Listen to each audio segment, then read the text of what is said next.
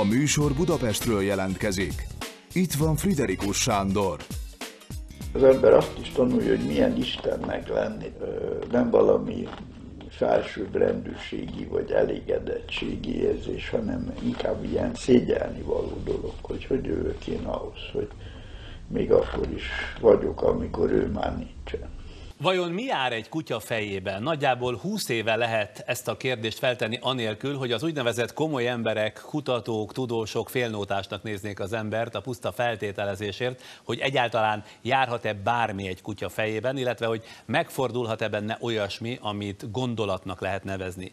Csányi Vilmos etológus pár hete már itt járt a műsorunkban, akkor az evolúcióról beszélgettünk, bár nem volt könnyű rábírni arra, hogy eljöjjön, mert arra hivatkozott, hogy éppen szocializálja legújabb kutyáját, Jankát, és ezzel megy el minden nap, minden órája. Csányi Vilmos tanárként és íróként is sokat tett a kutyák megismerhetőségéért, az ELTE tanszékén tanítványaival végzett viselkedéstani kutatásokkal, és cseppet sem mellesleg saját kutyáiról szóló könyveivel, amelyek közül most 3 újra megjelent. Az egyik Segítség, kutyás lettem, a másik ugyancsak megjelent könyv címe Jeromos a barátom, és pár napja újra kapható a Kutyák, szőrös gyerekek című Csányi kötet. A 3 újra megjelent könyv és a kis Janka, akiből gyanítom nem sokára egy újabb kötet lesz, egyaránt alkalmat adott arra, hogy ismét meghívjuk Csányi Vilmos etológus, természetesen ezúttal Jankával együtt. Szóval ő Janka itt a lába között, igen. Ugye? Hány hónapos ő? Janka holnap lesz 3 hónapos. Akkor még kiskutyának számít. Nagyon kiskutyának számít, úgyhogy még különös produkciókat nem fogunk tudni mutatni, de nagyon érdekli őt a dolog. Na most azt olvasom, hogy Janka az ön második kutyája Jeromosnak az újszülött mása, meg azt is olvasom, hogy többszörösen kudarcos keresgélések után akadt rá. Miért éppen őt akarta? Ha az embernek egy különleges kutyája van, és Jeromos egy különleges személyiség volt, egy nagyon önálló, akivel lehetett alkudni, egy egészen különleges egyén volt. Erről szól a Jeromos a barátom könyv, és szerettem volna még egyszer ugyanezt megtapasztalni, most már egy kicsit többet tudva arról, hogy milyenek a kutyák, és szerettem volna még egyszer ezt előállítani. De miért Jeromossal nem fejezett be valamilyen munkát? Tulajdonképpen ez a munka soha nem fejeződik be. Ugye a tanszék 18 éve dolgozik azon, hogy a kutya elmétvel foglalkozzunk. És miért sír? Mert nem engedem el, és szeretne elszaladni. Mi vagy van? oda menni az Évához. Ja, hogy itt van a felesége. Aha. Engedjük el, majd visszahívjuk, vagy hogy legyen? Vagy jutalomfalattal? Aha, hát meg lehet venni azért már őt is. Lekenyerezni, akkor nyugton marad, nem szokott még hozzá, hogy nyugton kell maradni hosszabb ideig. Tehát az ember kétféleképpen juthat ugyanahoz az egyedhez. Ugye, ha fajkutyája van, fajta tiszta, egy vizsla, vagy egy agár, vagy valami hasonló, de a Jeromos az egy pumi anya és egy husky apa szülötte volt, és ezt megismételni csak úgy lehet, ha még egyszer összehozunk ilyen szülőket, és ugye hogy is mondjam, a leendő anyák gazdái nem nagyon örülnek. Van egy ilyen elterjedt... Hagyjuk, persze, hadd bóklásszon. Igen? Elterjedt nézet, hogy ha idegen fajtájú kutyával esik teherbe egy kutyus, akkor megváltozik a következő generációban a kutyáknak a minősége, és ezért nehezen állnak kötélnek. De aztán sikerült találni Zebeginbe egy kedves családot. Most kéne, hogy az Éva akkor odahívja. Nyugodtan jöjjön be Éva, és vigye magával, jó? Addig. És nyugodtan menjetek ki. És akkor nyugalmunk lesz. Igen. Miért Jeromos utódját kereste? Miért nem Bukfencét? Mert mind a két teljesen különböző kutya volt. A Bukfenc az egy érzelemgazdag, rendkívül érzékeny, minden vonásában egy különleges a maga nemében, de Jeromos az egy önálló egyéniség volt. Tehát csak egy példát mondok, egyszer Éva hozott valami különleges kutyacsemegét, kiosztotta, és én még nem szagolhattam meg, és akkor mentem a Jeromoshoz, hogy adja vissza, hogy megnézem, és akkor ilyen leírhatatlan támadó morgást hallatott, és nem adta. És akkor most, ha elveszem és megharap, akkor meg kell verjem, ami nem lesz jó. Ha ráhagyom, akkor egy tapasztalat, hogyha így morgok, akkor rám hagyják, tehát egy harmadik utat választottam, és elkezdtem neki rimánkodni, hogy adja ide, visszaadom, csak megszagolom, visszaadom.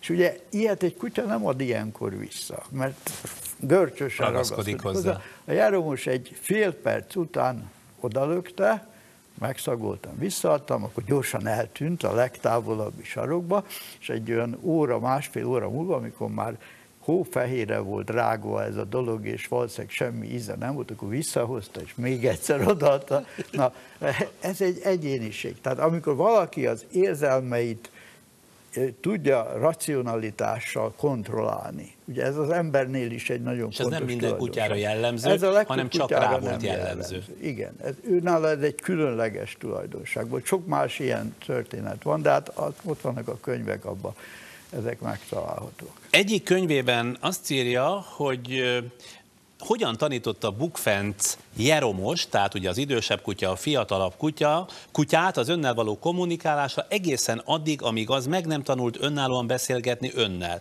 Most akkor a kis Janka esetében ön Bukfenc és a gazda egy személyben? Sajnos igen, erre most döbbenek rá, hogy mennyi mindentre tanította meg Bukfenc. Tehát nekünk a Jeromossal semmi problémánk nem volt, hogy szobatiszta legyen, hogy szót fogadjon, hogy a kertet ne tegye tönkre, mert Bukfencnek ugye, mikor megjelent a Jeromos a házba, akkor a Bukfenc nagyon egy érzelmes kutya volt, és föl volt háborodva, hogy mit keres itt egy kutya, és akkor azt mondtuk neki, hogy ez a te kis kutyád, és odaadtuk. És akkor ugye azt gondolt, hogy ez egy játék, és elkezdte dirigálni. Nem volt szabad a virágágyásokba belemenni. Ezt a kutya meg tudta tiltani a kis kutyának?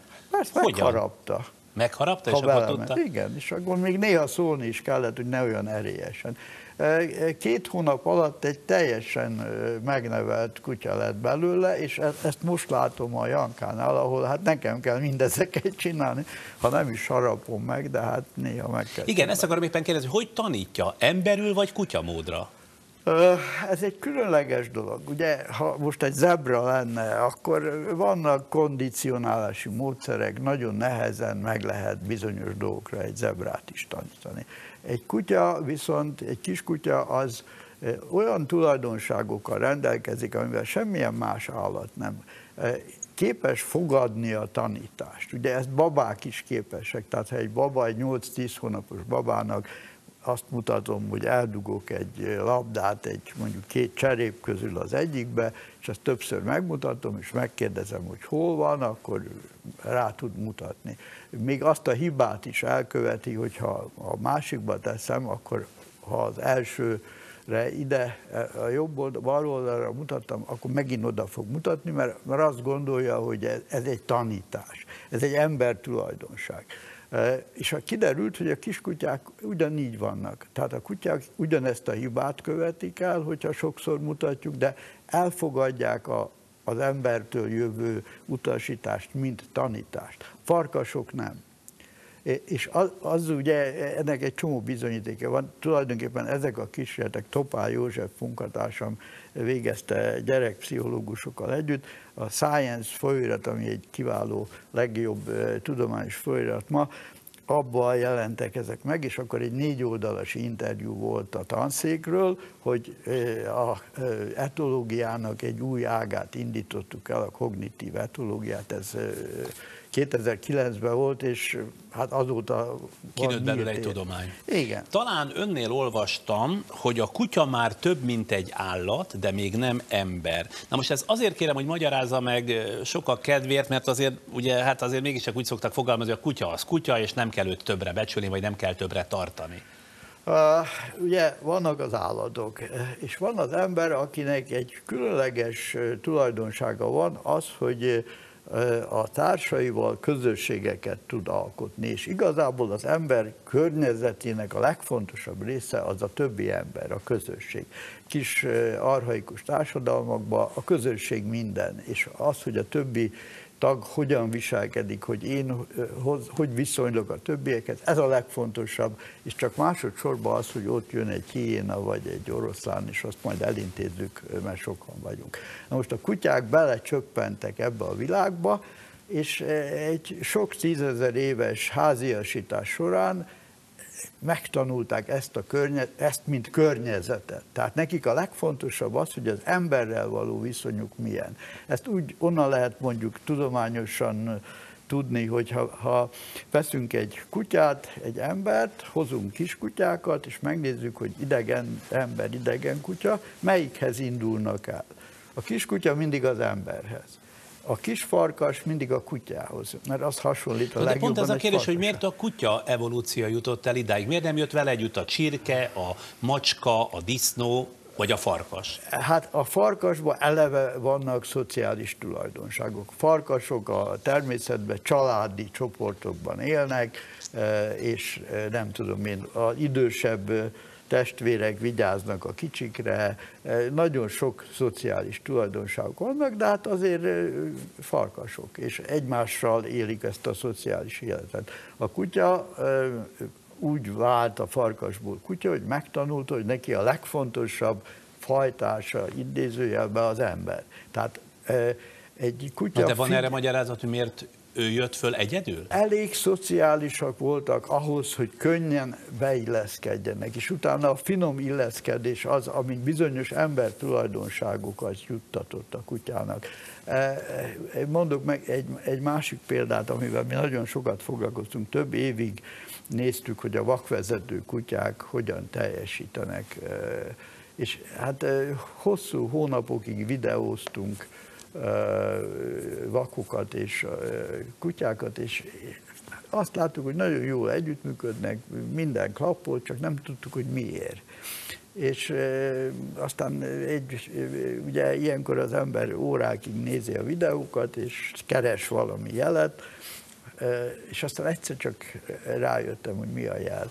Ha 5 másodperccel egy akció előtt megnézi az ember, hogy ki indítja az akciót. Ugye egy séta közben meg kell állni, megfordulni, elindulni, lelépni, föllépni, kikerülni valamit, ezek az akciók. És ezek egy részét a vak irányítja, mert ő tudja, hogy hova megy. A másik részét a kutya, mert ő látja, hogy jön egy halk autó, és most nem lehet átmenni, a vak át akar menni, de a kutya visszahúzza. És azt lehet megfigyelni, és ez fantasztikus, hogy mondjuk egy 10 perces sétában van 80-100 akció, és körülbelül a felét a kutya indítja, a másik felét a vak. Vagyis az történik, hogy a döntés, hogy mit legyen ebben a pillanatban, az oda-vissza jár a kutya és az ember között, ilyen csak emberek között van. Bármilyen állatot meg lehet tanítani arra, hogy mindig engedelmeskedjék. De erre, hogy egyszer engedelmeskedjék, egyszer ő döntsön, erre csak embert lehet megtanítani, és kutyát. Az említett 3 könyv szinte mindegyikében könnyen jut arra a következtetésre az ember, ha olvassa, különösképpen úgy, hogy nem is kutyatartó, csak idő és elhatározás kérdése, hogy mikor válik a kutyából egyszer csak ember. Ez létre tud jönni? Tehát meg tud valósulni? Csak ugyan egyszer csak? Ez egy nagyon összetett kérdés. Kutyának nincs keze. Ugye ami azt jelenti, hogy a technikai intelligenciája az tulajdonképpen hiányzik. A kutyák fölismerik a kulcsot, tudják, hogy mire való, nagyon sok mindent megtanulnak, de nincs kéz. Amikor rájöttünk, hogy azt a nagyon híres kísérletet, hogy csináld, amit én, mikor mutatnak egy csimpánznak, vagy egy delfinnek egy olyan dolgot, amit ő is tudna utánozni, ha akarna, ezt több hónap alatt meg lehet nekik tanítani. Kutyák egy hét alatt megtanítják, csak olyat kell, amihez nem kéz kell, hanem ők funkcionálisan utánoznak. Tehát beteszek egy vödörbe egy rongyot mondjuk, és azt mondom, hogy csináld, amit én, a kutya oda megy, és a szájával teszi be. Tehát nem, miután keze nincs, a funkciót érti meg, és azt teszi be. Jeromos imádta csinálni, és hát azóta ennek rengeteg közlemény lett ebből, hogy a kutyák képesek erre a csináld, amit én dologra. De azért az, hogy emberré váljon, az túlzás. Az ember agya 1,5 kiló, a kutyáé 50 g. Ugye a komplexitásban itt hihetetlen nagy különbségek vannak. A kutya evolúciója akkor is menne előre, ha ez a kutyából ember program nincsen, tehát akkor is halad a dolog folyamatosan önmagától egyre előrébb? Én azt hiszem, hogy igen. Tehát egyszer valaki összeszámolta, és vagy 200 különböző dologra használnak kutyákat. Tehát az ember, mint faj teremtett egy olyan ökológiai fülkét, amiben a kutya beilleszkedik, de ez az ökológiai fülke állandó kihívásokat ad, hogy mit kell megtanulni. Az egyik kutyának a vadat kell odahozni, a másiknak egy gyerekre vigyázni, a harmadiknak jelezni valamit. Tehát ugye a különböző kutyafajták specializálódnak ezekre a dolgokra. Hát egy vizslától ugye mást kívánunk, mint mondjuk egy őrzővédő kutyától. Tehát részben az ember tudatos genetikai beavatkozással, szelekcióval irányítja bizonyos feladatokra, de az igazság az, hogy a szociális viszonyokban, tehát hogy az emberhez milyen viszonya van, de majdnem minden kutya egyforma, nem találtunk különbséget. Ha igaz az, már pedig hát igaz itt az előbbiek alapján is, hogy az emberi gondolkodás az fejlettebb, összetettebb, mint a kutyáké, akkor miért a kutyától várjuk mindig, hogy ő kommunikáljon velünk? Miért nem fordítva van? Nem lenne könnyebb és egyszerűbb kutyául nekünk megtanulni, mint fejlettebb agynak? Ez megint egy izgalmas kérdés, és bizonyos szempontból mi ezt csináljuk. Az egyik kollégám, Pongrácz Péter egy csomó kísérletet csinált arról, hogy a kutyák különböző helyzetekben adnak hangot, tehát játszanak, mérgesek, védenek valamit. És ezeket lejátszották olyan embereknek, akiknek nincs kutyájuk, hogy találja ki, hogy mit csinál a kutya. És 80-90%-ban tudják. Tehát ugye az ember is, egy csomó elmélet van erről, hogy az ember is genetikailag úgy megváltozott egy kicsit, hogy el tudja fogadni a kutyát, hogy tudja értelmezni a kutyának a viselkedését. Egyébként van kutyanyelv? Erről jut eszembe. Tehát a kutyák például képesek egy nyelven beszélni egymással, meg úgy is értem ezt, hogy a kutyák kommunikációja annál sokkal bonyolultabb, mint amit a tudomány tart róluk, hogy tudnék 40 féle hangadás és feltűnő testbeszéd? Nincsen. Az állatoknak nincs nyelve. Az állatoknak, ez egy rossz, sajnos egy tévedés volt kommunikációnak hívni azt, amit az állatok csinálnak. Az állatok jelzéseket adnak, amelyeket megértenek, ők is használják, de a nyelv, az emberi nyelv, az gondolatokat közvetít. Na most erre állatok nem képesek. A kutyáknál azt látjuk, hogy elkezdődött ez a dolog. Tehát a kutyának lehet, megértenek olyan komplikált beszédet, amiről fogalmam sincs, hogy mi vezette rá őt arra. Mondok egy példát, várok egy német professzort, akiért ki kell menni repülőtérre, ülünk az autónkba a feleségemmel, és jövünk el valahonnan, és az autóban megbeszéljük, hogy ki kell menni ezért a németért, hagyjuk a kutyát otthon.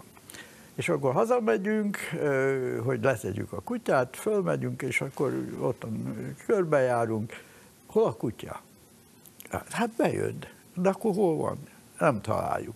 Kiderült, hogy a kutya a lépcsőházba lemaradt, és onnan kandikál ki, mert ő megértette, hogy még egyszer el fog menni, és velünk akart jönni, és el kellett vinni természetesen. Megbújt, hogy akkor hát, ha bejut az újabb fuvarba. Mert ezt fölfogta. Tehát, hogy itt melyik az a szó, amelyikből ő ezt megértette. Az az igazság, hogy egy ilyen úgynevezett szociális megértése van. Tehát ezeket az egyszerű, hogy elviszem, itt hagyom, hogy ez barát, hogy az ellenség, hogy ővele most veszekszem, ezek ugye egyszerű szociális aktusok, és ezekben hihetetlenül jó.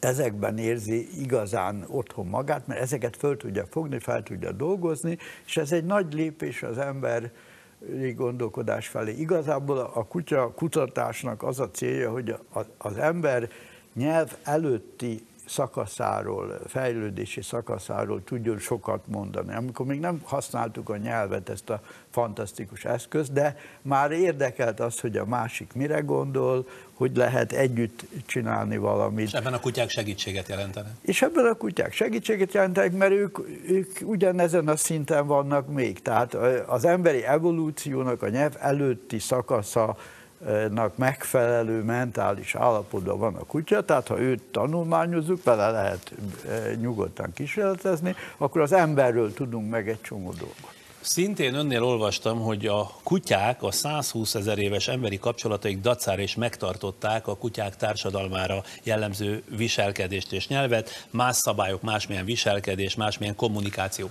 Ez azt jelenti, hogy a kutya tudja magáról, hogy ő kutya? Az az igazság, hogy én azt gondolom, hogy a kutyák embernek hiszik magukat. Egy csomó olyan szituáció van, amikor az látszik, hogy a kutya úgy gondol magára, mint egy emberre. És akkor a kutyának van én tudata is például? Mert a csimpánz az azt hiszem, hogy ő föl tudja magát például fedezni a tükörben, igen, szemben a kutyával, aki nem, illetve kiskorában, mintha megugatná magát. Kiskorában azt hiszi, hogy ez egy másik kutya, aztán nagyon gyorsan megtanulja, hogy nem kell azzal törődni. A tudományban nagyon komoly bizonyítékok kell lennének ehhez.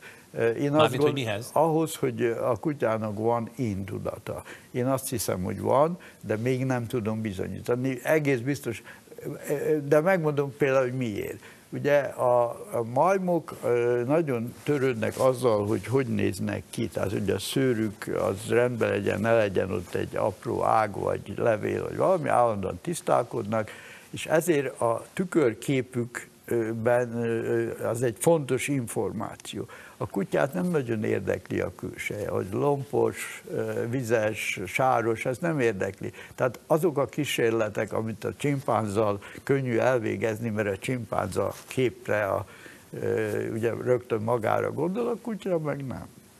Na most azt nem lehet megfigyelni, hogy a kutyák ösztönös viselkedése mintha visszaszorulna, és miután egyre több időt tölt az ember társaságában, az emberrel való szorosabb kapcsolatot szolgálják már ezek a megváltozott, vagy valamennyire módosult tulajdonságok is. Ebben én biztos vagyok, a kutya egy csomó ember tulajdonságot hordoz, ugye nem arra kell gondolni, hogy a kutya ember lett, vagy lesz, hanem arra, hogy bizonyos tulajdonságok, a taníthatóság, az, hogy ezt a döntési képességet oda-vissza tudjuk venni, hogy nagyon hamar felfogja, hogy egy családban hogyan kell viselkedni. Mondok erre megint egy példát.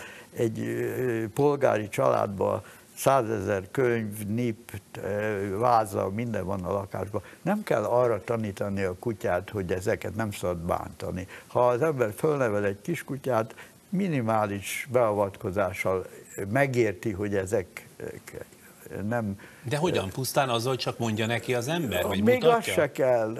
Egyszerűen az ember viselkedésből ők utánozzák az embert. Az ember viselkedésből nagyon gyorsan felfogják, hogy kerülik a konfliktus. Tehát, hogyha hozzányúl valamihez és rászólok, akkor azt azonnal leáll vele. És nagyon hamar elsajátítja, hogy ebben a komplikált környezetben a tányérom, a játékaim, amik az enyémek, azokkal lehet csinálni, és a többi az érinthetetlen. Ja, akkor ezért mondja azt, hogy valószínűleg a kutyák úgy gondolják magukról, hogy ők kicsinyített emberek. Igen, ez is hozzájárul.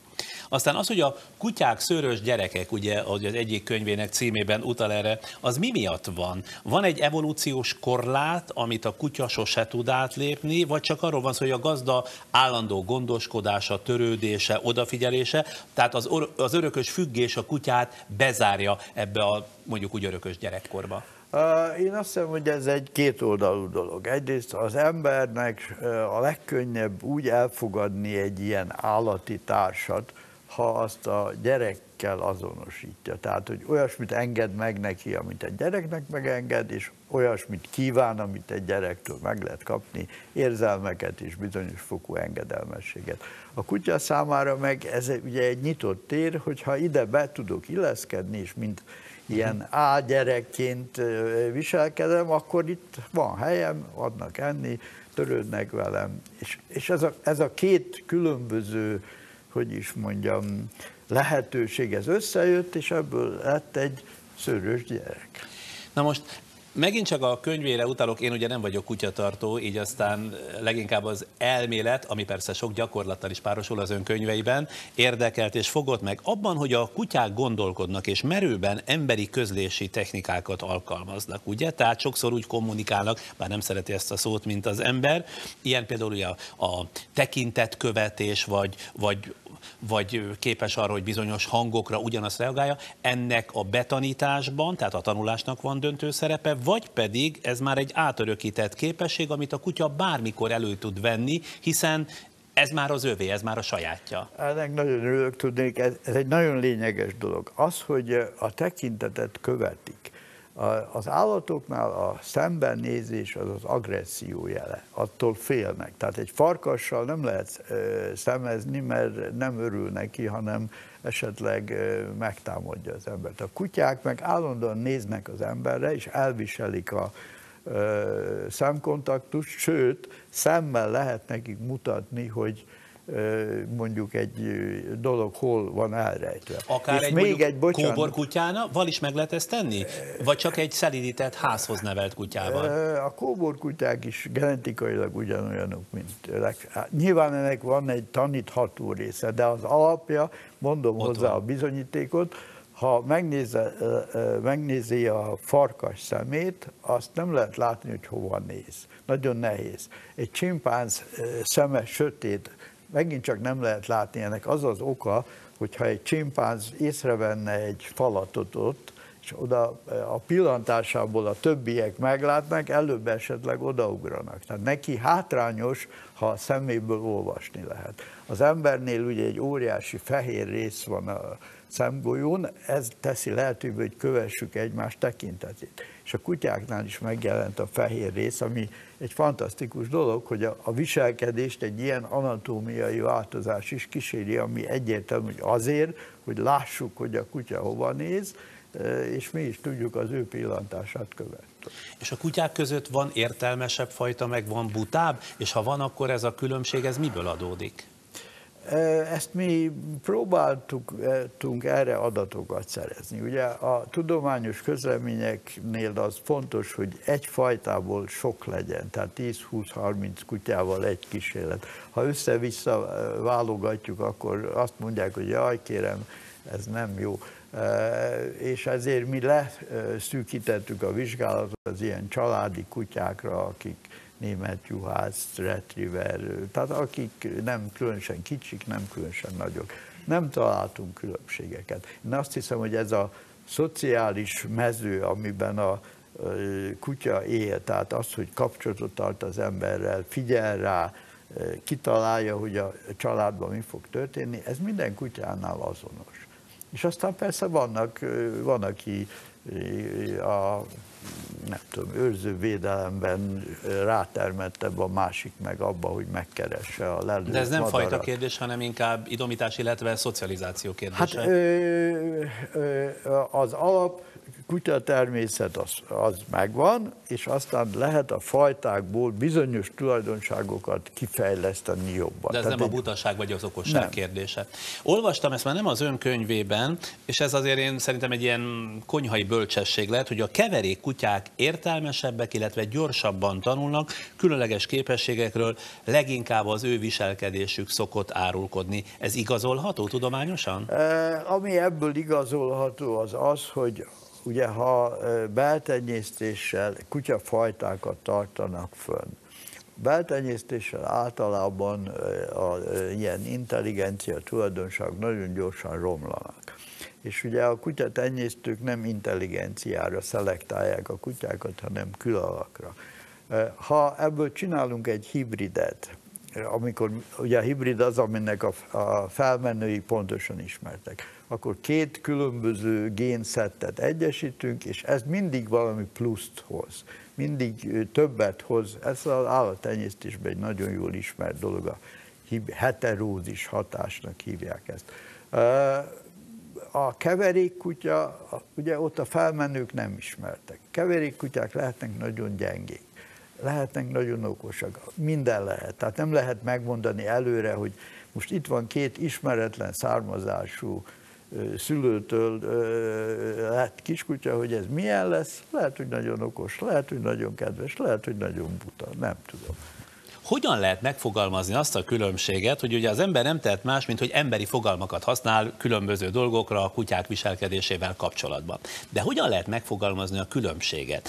Például abban, amit szeretetnek nevezünk, amit gyásznak nevezünk, amit boldogságnak, amit boldogtalanságnak, sajnálatnak, szóval emberérzelmeknek, azoknak milyen kutyaváltozatai vannak a miénkhez képest?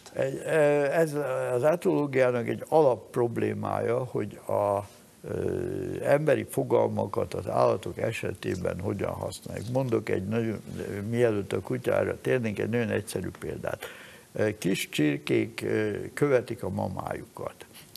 Ezt imprintingnek nevezzük. Konrád Lorenz ugye egyik híres tanulmánya, hogy a kikelő kis csirke a mozgó tárgyat követi. De ha nem a mamája mozog előtte a kikelés után, hanem mondjuk egy ébresztő órát spárgán húznak, akkor egy fél óra múlva a kis csirke ezt követi, és ugye látszólag azt mondjuk, hogy ez a mamája, és imádja az ébresztő órát.